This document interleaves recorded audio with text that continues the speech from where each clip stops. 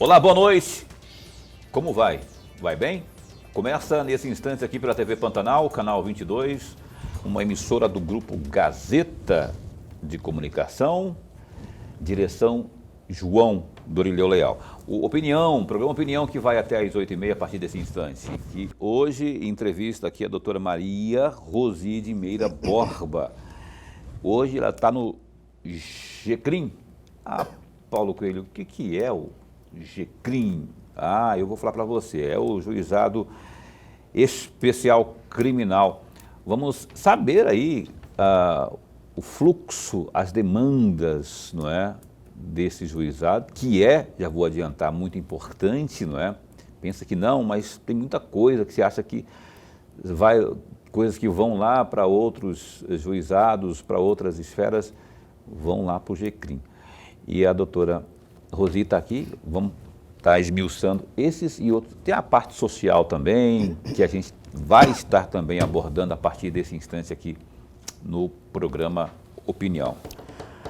Professor Lourenberg Alves, boa noite. Boa noite, Paulo Coelho. Um grande abraço, mas um grande abraço mesmo a todos os nossos telespectadores, a razão maior do nosso programa. Rapaz, eu achei que ia fazer frio hoje, estava meio parecendo que frio, alguém falou, não sei onde que disseram aí que, mas vai ser quarta-feira, quinta, vai ter frio. E só se for no teclado dos computadores, porque frio que mas de manhã, logo cedo, lá para as 4, 5 horas da manhã, estava bem nublado o tempo. Não era fumaça não? Você não estava enxergando? Não, nublado mesmo.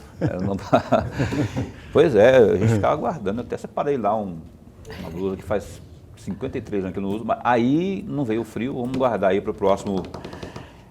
Então tá, você que acompanha o programa Opinião aí, como disse o Lourenberg, muito obrigado pelo carinho da sua companhia, você que está assistindo também pela internet no www.gazetadigital.com.br e também pela página no Facebook da TV Pantanal.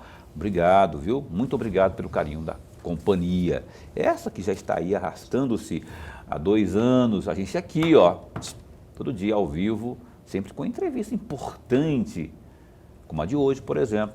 Doutora Maria Rosi de Meira Borba, muito bom tê-la aqui, viu?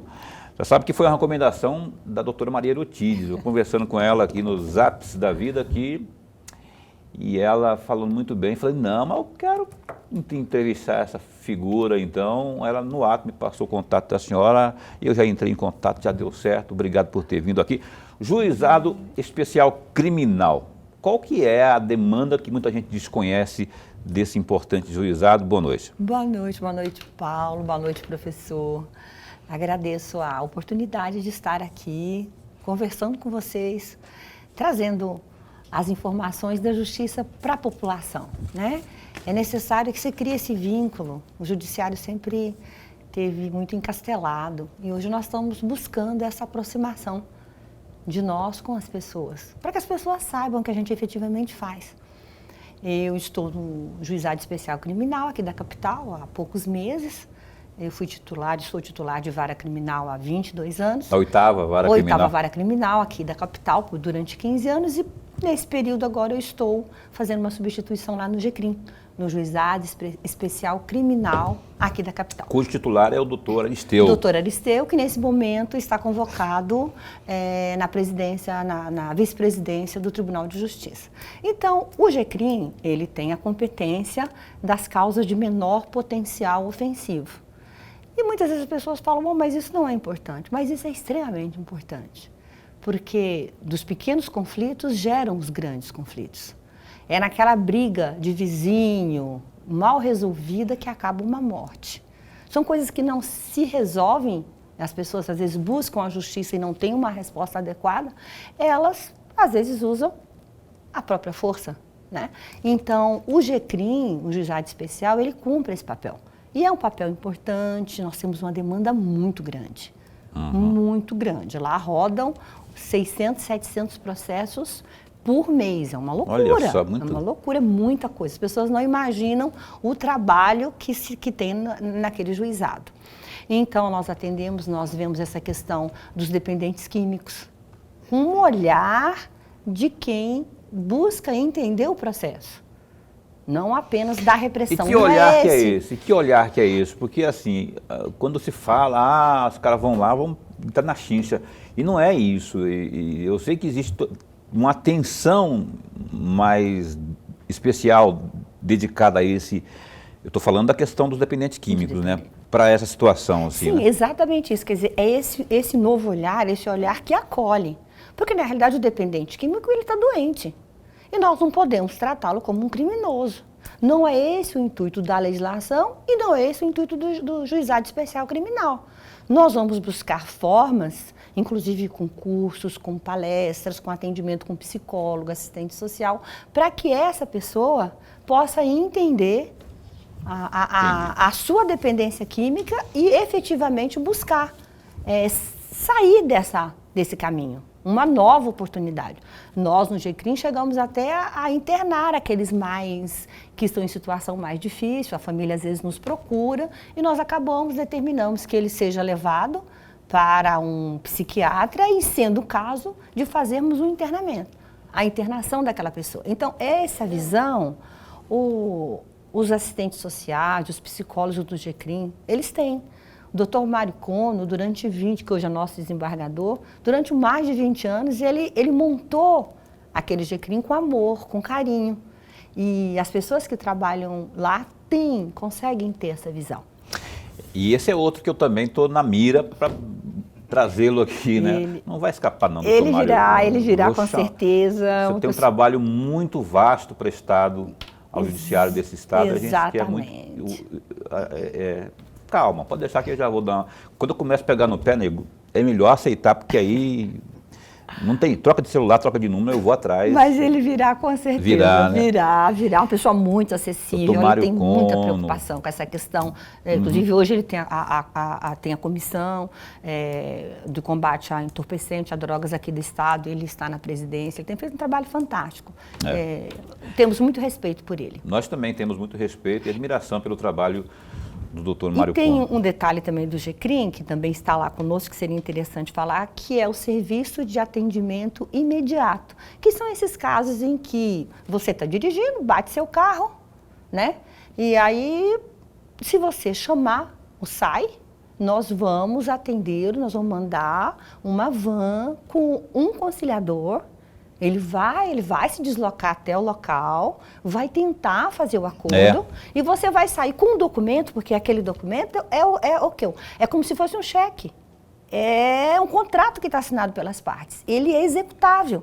Enquanto se você tira seu carro, não fez o acordo, não resolveu ali, essa demanda judicial é muito mais complexa. Se arrasta na justiça, demora muito mais. Exatamente. Então o SAI está lá à disposição da população. O SAI é um dos assuntos que eu quero esmiuçar no programa de hoje, inclusive daqui a pouquinho, se tiver algum número, algum contato aí, eu queria que você deixasse já de jeito para a gente estar informando o nosso telespectador. Eu quero chamar, antes de tudo, o nosso Lorenberg para a conversa aqui, né, Lorenberg? Está muito quietinho aí. Juiz, antes de mais nada, registrar aqui a nossa alegria. Mas a alegria mesmo de tê-la aqui pela primeira vez. Espero e torço que a senhora possa vir mais e mais vezes. Eu que agradeço. Juíza, eu vou sair um pouquinho fora, porque eu tenho 3 ou 4 assuntos que eu gostaria muito de ouvir a opinião da senhora a respeito. E o primeiro é muito particular, muito pessoal. Tem uns dados aqui que se eu estiver errado, a senhora, por favor, me corrija. A senhora nasceu no Paraná, foi criada no Tocantins, ingressou no Ministério Público, claro, via concurso, Sim. Ministério Público do Estado de Goiás. Isso. Desistiu do Ministério Público porque tinha passado por um concurso de juíza Em Mato Grosso. Em Mato Grosso.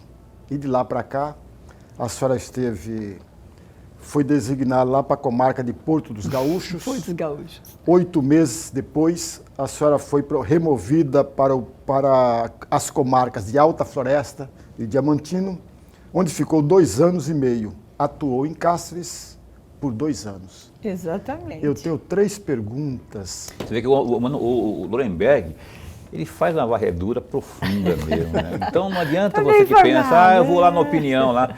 O que você fez no verão passado, se você topar vir aqui, esse rapaz vai ter jeito, né? Mas vai lá, faz a pergunta. Assim, as 3 perguntas que você fazer aí.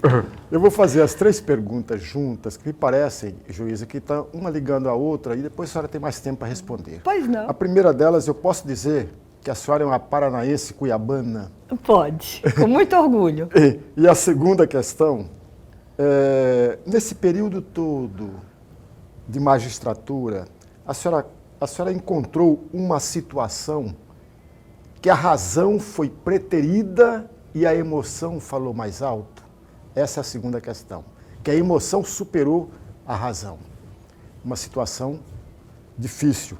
E a terceira e última, juíza, qual foi o caso que mais chamou a atenção da senhora e que merecia uma reflexão agora?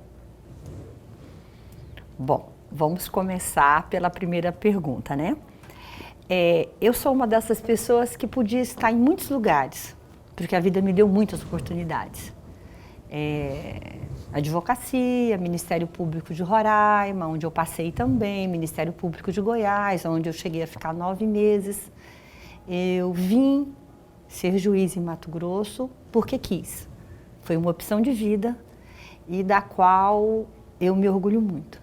Eu gosto muito da opção que fiz. A filha da senhora tinha 20 dias de nascida, é isso? É isso. Meu bebê chegou aqui com 23 dias. Eu assumi uma comarca para ser juíza em Porto dos Gaúchos com um bebê de 23 dias. Tem até uma piada, que não é piada, é verdade. Eu fui pedir exoneração do Ministério Público de Goiás e fui me apresentar ao nosso procurador-geral. E naquela época, ser promotor em Goiás era um status muito relevante. E aí eu disse para ele, falou, mas por que você vai pedir exoneração? Porque você vai deixar o Ministério Público de Goiás? Isso não faz sentido. O que você vai fazer? Eu falei, eu vou ser juíza lá em Mato Grosso. Aí ele falou, mas eu não vou deixar você sair. Eu falei, por quê? Ele disse, porque isso é estado puerperal, minha filha. Você acabou de dar luz, vai para casa, pensa direito, não faça essa loucura. E aí eu vim, a minha comarca foi Porto dos Gaúchos. Isso foi que ano mesmo? Isso, 1998. E veja, professor, o senhor que é um professor vai com certeza admirar. Essa menina de 28 dias que chegou aqui, hoje ela tem 23 anos. A minha pequena aqui. Qual que é o nome da sua pequena? Nina Maria. Nina? Nina. Que de Nina não deve ter nada, deve ser grandona já. Ela é grande, não, ela é maior do que isso. Ela tem 23 anos, ela terminou História na universidade, em Toronto, ela graduou, e ela foi aceita em 5 universidades americanas, professor, para fazer o PhD, doutorado. Ela escolheu Stanford, mas ela foi escolhida para Yale, Chicago, 5, todas, com todas as despesas pagas. E ela vai estudar o quê? O PhD dela é sobre Mato Grosso. Ela vai fazer um doutorado estudando as famílias escravizadas de Mato Grosso nas comarcas que a mãe foi juíza. Diamantino, ela vai seguir direito também? Direito também? Não, história. Ela é uma historiadora, ela não quis. Então, assim, eu tenho muito orgulho, ela vivenciou tudo isso comigo e vai lá pro primeiro mundo, né? Ela está para lá ou está aqui ainda? Hoje ela está aqui porque lá é férias. Então ela começa em Stanford no dia 20 de setembro durante 6 anos. Nina Maria. Nina Maria. É uma linda menina de uma inteligência extremamente rara. Lota-se, né? Então, valeu a pena ter vindo, valeu a pena ela ter passado comigo por todos esses lugares. Mas não nasceu aqui não, só chegou aqui... Ela chegou aqui com 28 dias, ela nasceu em Goiânia. Eu ainda era promotora de justiça. Então, assim, realmente a vida me proporcionou todos esses caminhos, né? Foram experiências muito importantes. Agora, os casos, eu tenho uma forma muito... Por isso eu sou juíza criminal. Ser juíza criminal foi uma escolha de vida. Todas as comarcas que eu fui, eu poderia ter escolhido ir para a vara civil, para a família. A minha escolha sempre foi vara criminal. Eu faço porque gosto. E durante todos esses anos, professor, eu nunca perdi, e o dia que eu não tiver isso, eu não quero mais ser juiz, eu nunca perdi a minha empatia por quem está na minha presença. Eu não julgo pessoas, eu julgo atos. Eu julgo recortes da vida de uma pessoa. É um ato específico. Aquele ato não representa a pessoa que está na minha presença. A única pessoa que tem o poder de julgar todos nós é Deus. Apenas. Nós, juízes, fazemos esse trabalho e não podemos perder essa empatia. Não podemos perder essa noção de que quem está na nossa presença com um ato da sua vida para ser julgado é um ser humano. E isso eu nunca perdi. Então, assim, são muitos anos nessa trajetória. A sua última pergunta é... Um caso que chamou mais a atenção da senhora. Foi bem no começo. Por incrível que pareça, foi bem no começo. E foi dali para frente, me oportunizou a ter um novo olhar. Quando eu estava em Alta Floresta, me trouxeram, professor, um caso. Estava preso um rapaz, em que ele estava, era uma questão de estupro, e ele estuprava a própria irmã, numa fazenda. Então, ele levava a irmã, uma criança de 12, 13 anos, a menina ficava cozinhando e mantinha relações sexuais com ele. E aí, eu mandei prender com tudo. E no dia da audiência, a vítima estava lá. Era uma menininha muito magra, eu me lembro do rosto dela como se estivesse vendo aqui, agora. E ela me olhava com tanto ódio, ela me olhava com tanta raiva. Ela estava com raiva da senhora? De mim. E eu não conseguia entender aquilo. Eu falei, mas eu estou salvando ela dessa situação. Eu me sentia salvadora de uma... Por que tanto rancor no olhar? Eu cheguei a tentar falar com ela, ela não interagiu absolutamente comigo. Depois daquilo, eu resolvi estudar a questão do abuso, principalmente do abuso intrafamiliar. E foi ali que eu entendi que o único sentimento de afeto que aquela menina tinha era daquele homem. Era mesmo por isso, sendo abusada? Mesmo sendo abusada. Então, assim, é por isso que a gente tem que entender todo o processo. Ela não tinha pai, ela não tinha mãe, ela não tinha ninguém que guardasse. A única pessoa que guardava aquela menina dentro da visão dela era aquele homem que eu mandei prender. Era o homem que a estuprava e que dava a ela a proteção que ela achava que tinha. Então, foi necessário entender todo esse processo para entender como o abuso sexual se dá e como ele se coloca dentro das famílias. Porque às vezes a gente não estou aqui defendendo a conduta do estuprador, não é isso. Uhum. O que nós precisamos entender é a posição da vítima nessa relação.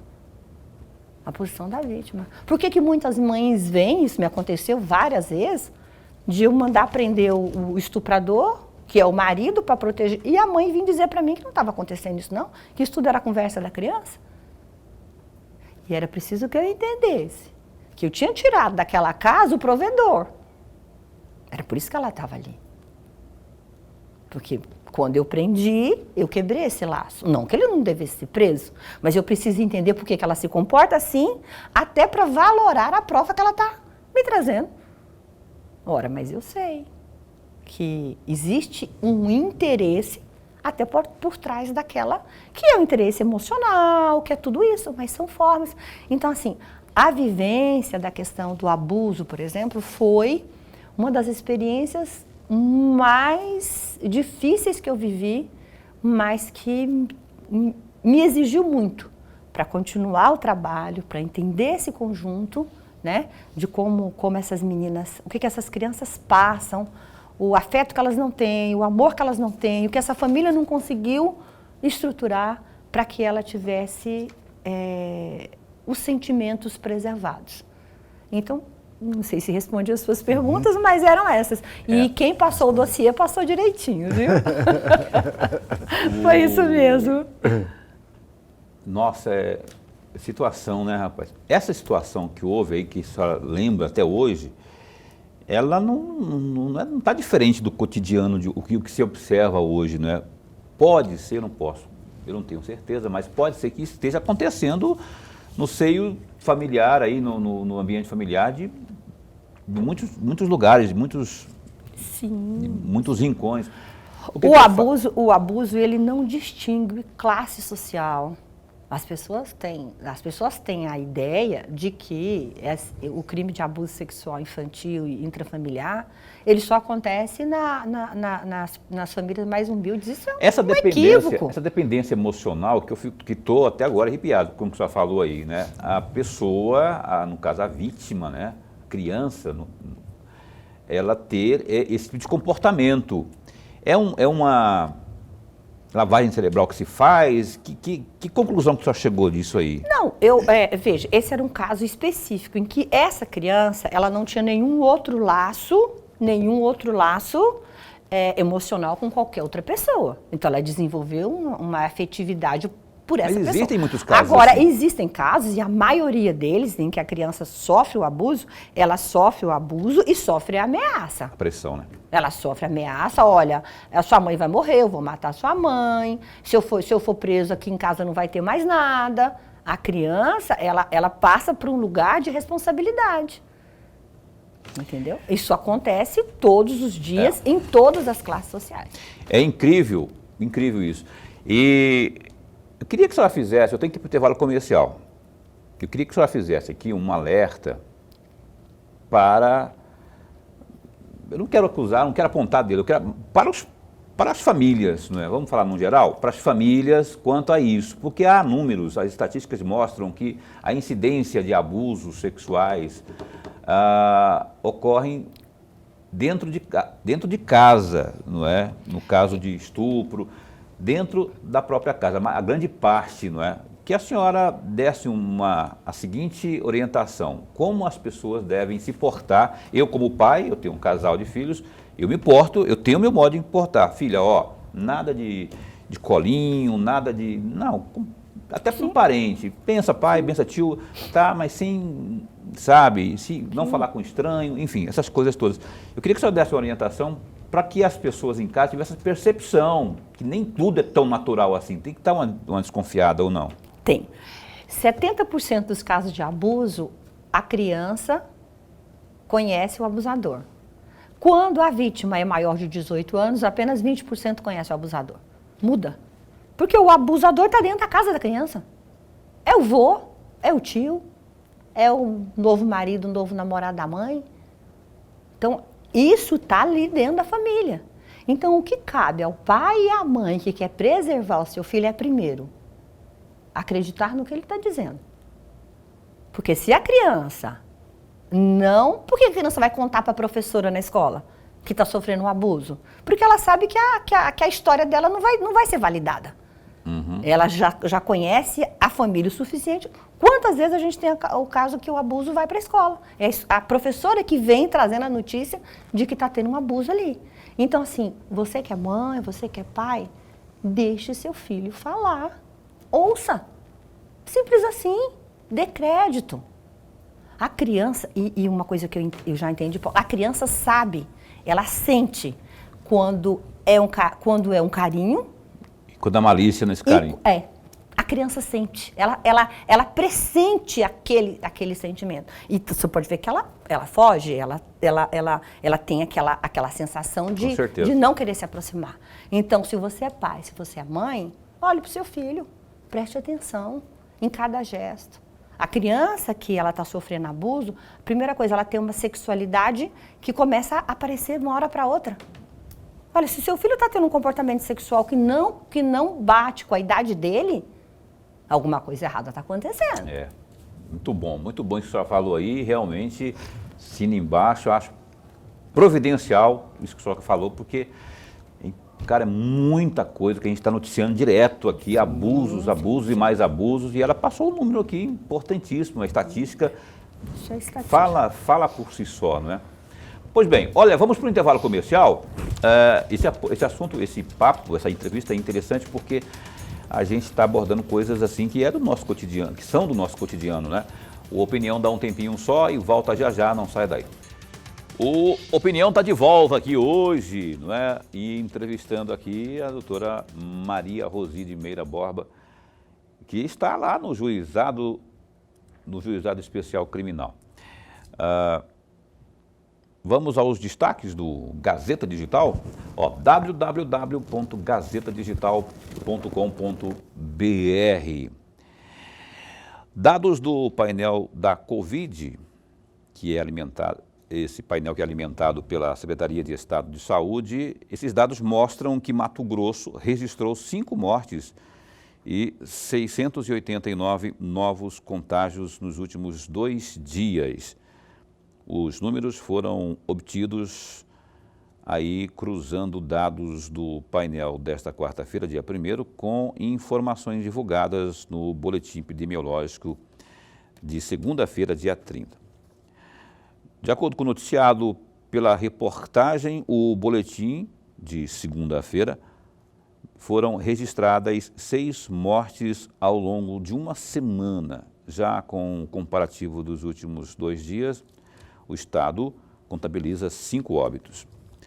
Com a atualização, Mato Grosso passou a contabilizar 739.238 contágios, sendo que em 722.738 ocorrências, as pessoas infectadas se recuperaram. Contudo, outras 14.919, infelizmente, não resistiram às complicações da Covid.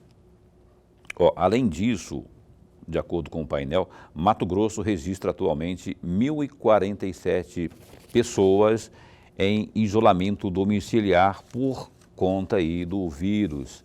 Há também 225 infectados internados entre leitos de enfermarias e unidades de terapia intensiva.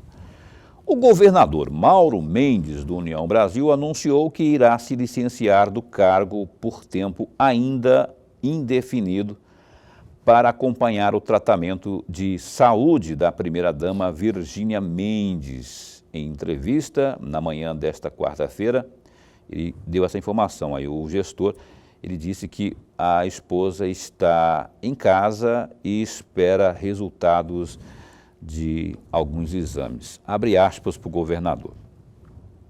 A gente tem uma série de consultas, exames e diagnósticos apresentados, mas eu vou esperar um pouquinho mais para falar.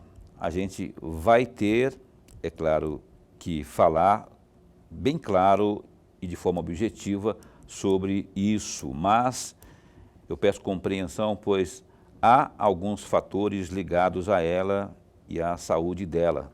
Vamos esperar um pouquinho mais. Fecha aspas, explicou Mauro Mendes. O chefe do executivo não informou quanto tempo ficará ausente, nem a data que isso irá ocorrer. No começo de maio, Virgínia Mendes passou mal e ficou internada em hospital no estado de São Paulo. Segundo nota divulgada pela assessoria do governo, no mês passado, desde dezembro, a saúde da primeira-dama está frágil e tem piorado. Por isso, a necessidade de se realizar aí uma bateria de exames. Força aí, dona Virgínia, força que as coisas vão dar tudo certo, viu? Tem mais um detalhe aí, mais um destaque, esse de política. O presidente da Assembleia Legislativa, o Eduardo Botelho, do União Brasil, reagiu à sugestão do nome do ex-senador Cidinho Santos, também do União Brasil, como candidato a vice-governador na eventual chapa de reeleição de Mauro Mendes, também do União Brasil. Segundo o parlamentar, os deputados, também a base aliada, não aceitarão nomes vindos de, aspas, cima para baixo. Aspas aí para o deputado Botelho. Se o Otaviano, o Pivetta, não for, no caso aí, o candidato a vice, nós temos que fazer uma discussão. Então, não tem esse negócio de estar aí endossando o nome de quem vem de cima para baixo, aqui não. Tem que passar por uma discussão com toda a base. Não sei quem que vai ser o indicado, mas tem que discutir com a base, com os companheiros, fecha aspas, aí disse Botelho, nesta quarta-feira. O ex-senador também tem aí o apoio do vice Pivetta, do atual vice, né, do Otaviano Pivetta, que disse em entrevista ao jornal A Gazeta que apoia o nome do ex-senador para o cargo. E olha, no entanto, o Botelho defenderá que Mauro Mendes cumpra o acordo que fez então com a Assembleia Legislativa de que, caso Pivetta não fosse candidato, o nome do vice passaria pela sua base aliada na Assembleia Legislativa. O Botelho, Lorenberg, está certo com o argumento. Na verdade, isso que houve, eu lembro da situação assim, o governador, na conversa lá, mais partidária, teria falado isso realmente, não é, que se o Pivetta não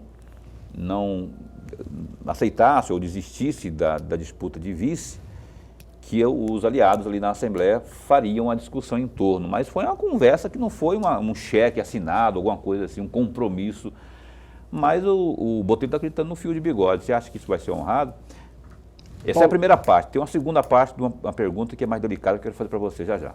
Paulo, você tem razão. Houve de fato essa conversa, mas não tinha nada garantido que ela seria validada depois. Era uma conversa, porque tem interesse lá na Assembleia Legislativa por conta disso. Mas tem um outro detalhe que está junto desse primeiro. Veja, o Cidinho, o ex-senador Cidinho, pertence à União Brasil. O governador também é a União Brasil. E a chapa majoritária tem 3 vagas. Ora, se a União Brasil preenche em 2 vagas, restam tão somente uma vaga, que é a vaga de senador e dos suplentes. Isso é pouco demais para negociar uma grande aliança para garantir e fortalecer a candidatura do governador. Não faz sentido, concordo com o Lorenberg, porque senão você vai queimar, e aí você tem que agregar, você tem que aglutinar apoio, e aí se você, o próprio partido do candidato ao governo, abocanha 2 das principais vagas, só tem 3. Aí sobra uma, e aí para fazer negociação vai desagradar, em tese vai desagradar aí os aliados, né? A segunda parte, Lorenberg, o Mauro Mendes, o governador Mauro Mendes, eu li na segunda notícia aqui, dando conta de que ele pretende se afastar para cuidar da esposa, que eu acho a coisa mais linda do mundo isso, viu? É uma coisa típica do Mauro Mendes, eu fico comovido com a situação dessa, não é porque é o governador, porque é alguém que entende a importância que tem a sua companheira, não é? Vai se afastar para cuidar dela, não é? Esse fator aí, puxando para a parte política, não pode interferir, conhecendo o Mauro Mendes como nós conhecemos, e largou uma possível disputa aos 47 do segundo tempo, lá em 2016, você se lembra? Lembra? Todo mundo falava. 2016. 2016. É tida como certa, e ele estava bem avaliado, 80% de avaliação na gestão de prefeito dele. No final, 48 do segundo tempo, não teve VAR que desse jeito, ele foi lá e disse que não ia. E agora tem esse negócio, você sabe que o Mauro é muito envolvido com questão familiar, não é? Eu não quero especular nada, mas eu estou dizendo que é um fator que temos aí no tabuleiro também, diante dessa disputa, dessa escolha para o nome do vice também aí. O que você acha? O que você avalia? Paulo, o governador está agindo corretamente de tomar conta da sua companheira, isso não tem a menor dúvida disso. Mas tem um detalhe, ele pediu 40 dias, isso vai dar quase próximo das convenções partidárias. Tempo suficiente, amigos, 40 dias são tempo suficiente para que possa ter uma avaliação, um diagnóstico de todos os exames possíveis e imagináveis. A partir daí, ele decidir se vai ser ou não candidato à reeleição. Ok, voltemos para cá, nós temos aqui como entrevistada esta noite aqui a doutora Maria Rosi de Meira Borba, do Juizado Especial Criminal. Lorenberg, faz uma pergunta que não seja muito longa, porque a gente tem pouco tempo neste bloco ainda, para a gente explorar um pouco mais aqui a nossa entrevistada. Tem uma frase da senhora, juíza, que eu gostaria muito de ouvir um comentário da senhora. E eu peguei isso no tribunal, no site do Tribunal de Justiça de Mato Grosso, no dia 13/9/2019. A senhora disse lá na oportunidade, entre aspas, ser juiz é uma vocação e ser juiz da área criminal é um sacerdócio. Eu gostaria muito de ouvir um comentário da senhora, por que é um sacerdócio tratando-se exatamente da área criminal? O que é um sacerdócio? Ser juiz é uma missão. A gente faz uma escolha, é uma escolha de vida, né? Eu entrei para a magistratura com 35 anos.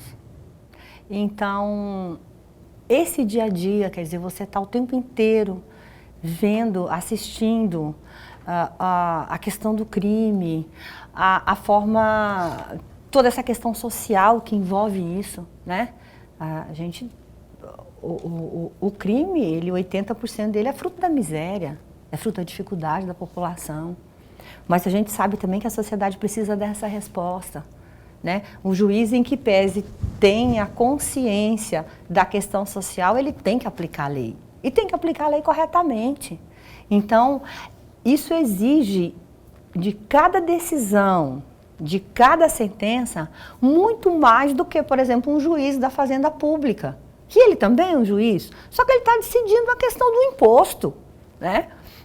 Quando um juiz criminal, ele fala no processo, ele está decidindo para toda a vida. Porque se você é condenado, você foi condenado para toda a sua vida. Então, essas decisões são decisões que é só o juiz e ele. É apenas o convencimento dele naquele momento em que você olha todas aquelas provas que estão ali e você toma a decisão. E pede a Deus para que ela seja correta. Pede a Deus. Eu sempre digo isso. Eu tenho 23 anos de magistratura criminal. Eu durmo todos os dias com a minha consciência tranquila. Não porque eu tenho certeza de não ter errado. Eu devo ter errado muitas vezes, professor, mas muitas vezes.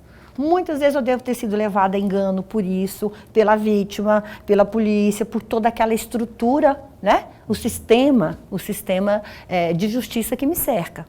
Agora, eu tenho certeza, e essa que me traz paz, é que eu nunca tive um objetivo diferente que não fosse o de fazer justiça em cada processo. Naqueles em que, por algum motivo, eu tinha alguma ligação, eu preferi sair. Eu sou suspeita, eu não estou à vontade, eu não devo continuar aqui. E é por isso que eu entendo que é esse sacerdócio, é essa coisa diária, de não perder a empatia, de não saber que você está lidando com muita dor. Quantas vezes eu acho que os homens até são mais frágeis do que as mulheres nesse ponto. Às vezes um pai de família sofre um roubo.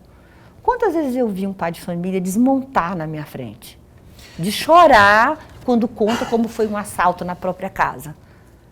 E você sai dali assim, acabado emocionalmente. Essa é que é a verdade. Mas amanhã eu tenho que estar lá de volta. Eu tenho que estar fazendo o trabalho. Entendeu? Independente se está bom ou se está ruim, aquele trabalho tem que ser feito. Então, é o dia a dia desse sacerdócio. E eu quero só fazer uma colocação da questão anterior, que eu fiquei um pouquinho preocupada, porque alguém pode imaginar que, como eu tive essa questão da criança, eu quero dizer que o amor que ela tinha pelo estuprador não diminuiu um dia na pena dele. Ele foi condenado de acordo com o que devia ser condenado. Ela apenas me ensinou o que são os sentimentos que envolvem o abuso. Isso tem que ficar claro. Não, está claro, claríssimo. Ok, obrigado. Pois não, à disposição. Eu insisti naquele assunto naquela ocasião porque foi um caso emblemático realmente. Não só marcou a senhora, mas só de falar aqui já fica. Olha só, a propósito, eu tenho que ir para o trabalho comercial, mas eu quero abordar esse assunto em 2 minutos para perguntar e para responder. Então, um pessoal aqui no ponto aqui que fica me ameaçando de morte, aqui, porque se eu não for para o trabalho comercial. Olha só, partindo do princípio que juiz tem sentimento, e a senhora acabou de dar um depoimento aqui agora, dizendo que dorme tranquila, importante é estar tranquilo, e numa situação de assalto, independente da consequência, se houve morte ou não, e se é um menor, e qual que é o sentimento antes de colocar a caneta para funcionar ali? Porque, mas é menor, é uma vítima da sociedade, e não sei o quê, a família que falhou, é um caos social que vive. O que a senhora avalia nesse contexto, na hora de dar a sentença e tomar a decisão ali, quando envolve, eu estou falando da questão do menor, porque que acontece toda hora, né, assalto, a mão armada aí. Como que a senhora, qual que é o grau de sentimentalidade do magistrado? Olha, no seu caso no específico. meu caso, eu vou ser breve, não é uma área que eu tenha militado, porque como é o Juizado da Infância e Juventude que faz isso. Aqui na capital, a doutora Gleide e o colega que tem essa competência. Não, mas vamos aumentar então a idade, pode ser maior também, eu usei menor. Não, mas veja, a legislação é para ser cumprida. Tá? Você cometeu um fato típico, jurídico, está ali, está descrito, ele vai ter que sofrer as consequências. O juiz tem que ter a plena consciência disso. Se existir alguma atenuante, ela vai ser levada dentro da sentença. Qual que é a atenuante? A atenuante da confissão, é menor tá entre 18 e 21. Todos esses regramentos já vêm para o juiz, já está lá no Código de Processo Penal e no Código Penal. Eu posso diminuir porque ele confessou? Posso. Eu posso diminuir porque ele está entre 18 e 21? É relativamente capaz? Sim, também. Mas não significa que um sentimentalismo, ele é uma vítima da sociedade, tal e tal, e ele vai ser absolvido. Não. Ele vai cumprir, o juiz vai, não só eu, como todos os meus colegas, nós vamos cumprir o que a legislação determina. É que às vezes a legislação é um pouquinho mais frouxa, essa é uma outra questão. É um outro papo. É um outro fato, isso. Mas nós temos parâmetros muito claros da onde devemos ir.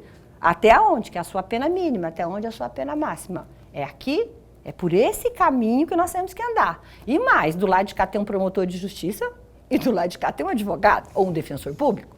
Né? Então, nós temos parâmetros muito claros, Entendi. O caminho a seguir. Ok. Olha só, intervalo comercial. A gente vai para o break e volta já já com mais entrevista, com mais bate-papo interessantíssimo aqui com a doutora Maria Rosi de Meira Borba, em um instante só. Então tá, a gente retoma aqui a entrevista com a doutora Maria Rosi e falando aqui do nosso juizado especial criminal. Lorenberg, de novo, pedir para você de forma mais breve, porque esse bloco é mais breve, o último bloco, que a gente abrisse esse bloco de perguntas aí. Juíza, tem uma afirmação da senhora aqui no dia 27 de maio de 2013, que eu gostaria muito de ouvir um comentário da senhora. Entre aspas, entendo que devemos voltar à máquina do Estado para os bandidos que praticam crimes de maior monta e que causam prejuízos, sejam pessoas privadas ou públicas. Fecho. Eu gostaria de um comentário, mas antes do comentário, eu vou fazer uma pequena pergunta, porque está dentro desse contexto aqui. A senhora entende que o princípio da bagatela vale apenas para furtos? Não. Eu entendo que o princípio da bagatela vale para N casos. Desde que o objeto, aquilo que foi retirado ali tenha um potencial de valor pequeno. Né? Então, para mim, para o furto, para o estelionato, para todos, não é o que a jurisprudência diz, mas para mim a bagatela deveria ser levada realmente, até porque a máquina judiciária, professor, ela é muito cara. Eu sempre digo aos meus assessores, tragam para mim só o que vocês não conseguirem resolver. Porque tudo isso aqui é muito caro, o Estado paga muito caro para que a gente exista. Então, eu entendo muito importante, essa declaração foi em 2013, uma época em que a legislação não nos dava quase nenhuma oportunidade de transacionar essas questões. Hoje está diferente. Hoje tem essa ANPP, que o próprio promotor de justiça, isso é de 2013, nós temos uma lei de 2020, em que o Ministério Público, vendo que a pena não atinge 4 anos, ele chama o acusado, desde que ele seja primário, bons antecedentes, e fala, olha, nós vamos fazer uma transação aqui, se você quiser. Você vai fazer tal coisa, você vai fazer um benefício para a sociedade e nós vamos limpar a sua ficha. Retira do judiciário uma gama enorme de processos em que nós perderíamos... Veja, cada processo, um processo penal, ele tem no mínimo 2, 3 audiências para que a gente possa chegar ao final. Muitas vezes, quando o juiz consegue chegar ao final, já está prescrita a pena. Então, a gente lidou com toda essa máquina, colocou isso tudo, promotor, defensor público, escrivão, todo mundo ali, gestor, oficial de justiça, para ao final você dizer o quê? Tá, essa aqui é a sua pena, só que não adianta mais. Agora você já passou. Né? Então, isso precisava ter uma modificação. E teve uma modificação importante. Então, realmente, hoje, as varas criminais podem centrar nas questões mais graves. Porque muitas vezes acontecia muito isso, o furto de um... Quantas vezes eu toquei processo lá até terminar essa questão, aceitar essa questão da bagatela de furto de pneu, de furto de buchão de gás, né? E a pessoa na primária fez aquilo, enfim, entrou no supermercado, às vezes mãe ia lá no supermercado, pegava fralda, pegava não sei o quê, eu tive vários casos assim, era furto, né? Hoje o promotor já chama lá, negociam. Então, nós temos a retirada dessa demanda, porque eu entendo sim que o judiciário ele tem que se debruçar sobre as causas mais graves. Doutora, a senhora, eu vou entrar num assunto aqui muito delicado, mas esteja muito à vontade para discorrer sobre ele ao responder ou até se esquivar da resposta, não é? Quando a senhora estava na 8ª vara ainda, não é? Agora eu vou fazer alusão a um caso emblemático que houve aqui na cidade de Cuiabá, lá em 2020. A senhora recebeu aí denúncia contra os pais da menor investigada pela morte da adolescente Isabelle Guimarães. Os acusados foram denunciados aí pela prática de crimes como, no caso, o crime homicídio culposo, posse ilegal de arma, por aí vai. Eu queria que a senhora fizesse um comentário dentro das suas limitações, né, porque é um caso específico, né, já que foi um caso, esse homicídio que aconteceu aqui na cidade de Cuiabá, em 2020, tomou conta, comoveu muito a sociedade cuiabana. Eu me lembro do caso, eu atuei nesse caso muito rapidamente, foi o recebimento da denúncia e era contra os pais da Isabelle, porque o processo dela corre no juizado da infância e juventude. Então, o que chegou na 8ª vara era uma ação penal, um oferecimento de denúncia contra, se não me engano, o pai e a mãe. Só que no mesmo oferecimento de denúncia, o Ministério Público dizia que a 8ª vara criminal não era competente em razão da matéria, em razão das penas, e pediu o deslocamento da ação para outra vara. Então, na época, eu me lembro, muito vagamente aqui, eu me lembro que era até assim no fim do ano, alguma coisa assim, e eu me lembro que eu deferi e determinei que os autos seguissem para o colega que o Ministério Público entendia que era competente para o caso. Porque no judiciário nós temos as competências bem divididas, né? Então, a minha vara era uma vara de reclusão, né? E como lá tinha crimes de detenção, a maioria era de detenção, o Ministério Público pediu para que o processo fosse levado para a vara específica em que as penas são de detenção. Quer dizer, não cabia a mim o julgamento. Apenas recebia a denúncia, porque era um ato que eu podia praticar naquele momento. Estamos falando na época que ela estava na 8ª vara criminal. Lorenberg, por favor. Juíza, tem uma outra frase aqui, uma afirmação da senhora no site do Tribunal de Justiça também. Eu ando falando muito no Tribunal de Justiça, não é? Um pouco, mas isso é bom. No dia 14 de setembro de 2020, aliás, dia 14 de setembro próximo, a senhora faz mais um ano de magistratura. Magistratura, né? Sim. Entre aspas, hoje há pontos importantes de avanços na nossa justiça. Por exemplo, a própria estrutura, que é essencial para o nosso trabalho. Com melhores computadores, formas de armazenamento, temos desafios para frente, como a demanda do trabalho, mas vejo que estamos caminhando. Fecham aspas. Gostaria muito de ouvir um comentário da senhora a respeito desta afirmação. Eu sou uma pessoa otimista, né, professor? Faz parte de mim. Eu sou uma pessoa otimista, eu acho que as coisas sempre estão melhorando. Eu tô no judiciário desde os 20 anos. Eu tenho 60, então eu tenho 40 anos de judiciário. Eu fui escrevente de cartório, fui advogada, então assim, toda a minha vida eu vivi no judiciário. E, veja, quando eu comecei, eu me lembro que eu tinha um livro enorme que eu tinha que escrever as sentenças do juiz. A gente fazia na máquina de datilografia e ia fazendo aqueles corretivos para não... Quer dizer, era o fim do mundo aquilo. Ó, máquina de datilografia, não se espante, que ela não está falando coisa. É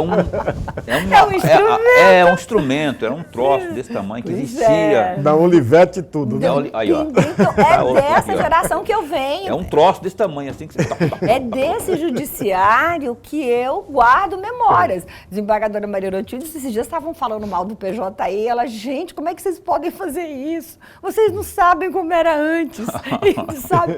E todo mundo acha um abuso o PJI. Mas então, assim, o que eu vejo é que nós melhoramos sim. Outra coisa, mas ao mesmo tempo que melhorou essa estrutura, um juiz que dava 10 sentenças na minha época, mesmo o juiz criminal, hoje nós temos metas no CNJ que elas são simplesmente impraticáveis. As pessoas não têm ideia do que é estar dentro do Poder Judiciário. As pessoas acham que a gente chega lá no gabinete e fala assim, olha, tá, não, gente, é trabalho duro, é trabalho pesado, é o dia todo. É ali realmente decidindo, porque nós temos metas a cumprir e a Corregedoria do Tribunal de Justiça e o CNJ, e são tudo controlado. Quer dizer, eu dei um despacho agora, professor, já caiu na tela lá. Eu tenho um processo parado 100 dias, eles já estão mandando por que está parado, onde está parado, qual que é o problema. É claro que toda hora a gente tem que dizer, olha, falta isso, falta aquilo, não deu para resolver por causa disso. Mas o controle hoje é absoluto. O tribunal sabe de cor e salteado. Qual o juiz que trabalha, doutora, quem não trabalha, então, tudo. É isso mesmo que eu quero de gancho para, de forma muito breve, abordar. O seu juizado, o juizado especial criminal seu, o senhor Aristeu, doutor Aristeu, né? Aristeu, mas é dela, por enquanto, viu, doutor Aristeu? Está digitalizado, quer dizer, tudo está ali na base da digitalização, não tem aquela coisa de papelada a mais. Digitalizado, e o que é mais interessante, nós conseguimos que a delegacia, entendeu? Então você vai na delegacia, você registra o BO, ele já vem com toda a documentação digitalizado para nós, inclusive com a audiência marcada. Então, assim, a máquina, ela tem melhorado. A gente tem que reconhecer que houve progressos, né? A justiça é lenta porque até faz parte desse processo também de maturação. Como é que eu, em 10 dias, vou dizer que o cara é inocente ou culpado? Gente, existe todo um caminho que tem que ser percorrido. Tem o devido processo legal que você tem que saber desse. Exatamente. Então, é necessário que se ouça, é necessário que todos se manifestem para a decisão. Então, o Poder Judiciário não tem essa celeridade que muitas pessoas gostariam. É claro que nós temos muitas falhas, mas a gente não pode esquecer que o próprio procedimento, ele é um procedimento que exige essa maturidade, essa maturação. Doutora, eu tenho que encerrar o programa já, daqui 2 minutinhos. Antes, porém, eu quero abordar a parte social da Maria Rose. Ela é envolvida num trabalho social muito... Ela me falou alguma coisa aqui pelo Zap, esses dias que a gente estava conversando, namorando para que ela viesse aqui, né? Quando eu falo namorando, que eu estava insistindo muito para ela vir aqui, para agendar, para a agenda bater, né? E bateram essas agendas. O seu trabalho social, só tem um trabalho, eu queria que a senhora desse uma sintetizada nesse trabalho que é feito lá. Então, o trabalho, esse é o melhor de mim, né? A minha parte mais bonita eu dedico ao meu trabalho social. Eu sou kardecista, essa é a minha fé, e nós temos como meta, se reuniu 2 kardecistas, tem que trabalhar, tem que fazer trabalho social, tem que ver como é que está o próximo, né? E eu levo isso muito a sério. Então, eu faço parte das obras sociais Seara de Luz. Nós temos um posto de atendimento lá no bairro Liberdade. Não sei se os senhores conhecem. Liberdade fica perto do Santa Laura. Depois do Osmar, exatamente, perto de Santa Laura. Exatamente, nós atendemos inclusive o Santa Laura. Lá nós temos 15 mil metros, é um posto de assistência. Nós temos uma creche para 60 crianças, que o Dr. Mauro Zac fez um TAC e mandou construir para nós. Estamos lá acolhendo as nossas crianças. Aliás, o nome do centro lá tem uma homenagem a alguma parente dele, né? A creche chama Nina Zac, que não é a minha filha, que é a Nina Zac, que é a avó do Dr. Mauro Zac. Então, nós temos lá vários cursos, nós atendemos, distribuímos uma faixa de 500, 600 cestas básicas, agora na hora da fome. Nós estamos lá o tempo todo, temos vários cursos, temos estamos construindo 16 casas para morar conosco 32 idosos. Dessas 16 casas, 6 já estão na chave.